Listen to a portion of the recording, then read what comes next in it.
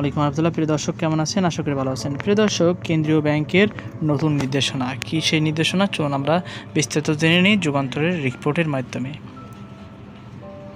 প্রিয় দর্শক, বর্তমানে ফাইন্যান্স কোম্পানিগুলো তাদের তারল্যর প্রকৃত চিত্র উপস্থাপন করছে না। এতে কোম্পানিগুলোর ঝুঁকি নিরূপণের কার্যক্রম বাধাগ্রস্ত হচ্ছে। এর পরিপ্রেক্ষিতে ফাইন্যান্স কোম্পানিগুলোকে তাদের প্রকৃত তারল্য পরিস্থিতির চিত্র কেন্দ্রীয় ব্যাংকে যথাযথভাবে উপস্থাপনের নির্দেশ দেওয়া হয়েছে।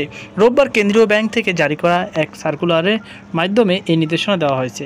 সার্কুলারটি ওই দিন ফাইন্যান্স কোম্পানিগুলোর প্রধান নির্বাহীদের কাছে পাঠানো হয়েছে।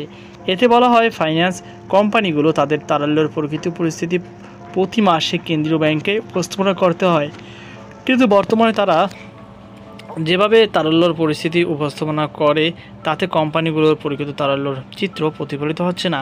বর্তমানে ফাইন্যান্স কোম্পানিগুলো বহুমুখী বিনিয়োগের ক্ষেত্রে উন্মোচিত হয়েছে। এতে তাদের বিনিয়োগ বাড়ানোর সুযোগ এসেছে, কিন্তু তারল্যর প্রকৃত চিত্র উপস্থাপনা না করায় কোম্পানিগুলোর ঝুঁকি নিরূপণ কার্যক্রম বাধাগ্রস্ত হচ্ছে। এ কারণে আগামী মাস থেকে ফাইন্যান্স কোম্পানিগুলোকে তাদের তারল্যর পরিস্থিতি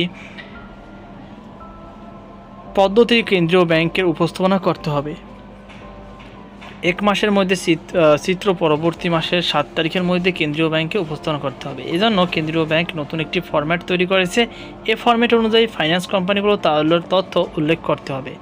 তো প্রিয় দর্শক, এই ছিল আমাদের সর্বশেষ আপডেট। সকল বার্তা আজকে পর্যন্ত। আল্লাহ হাফিজ।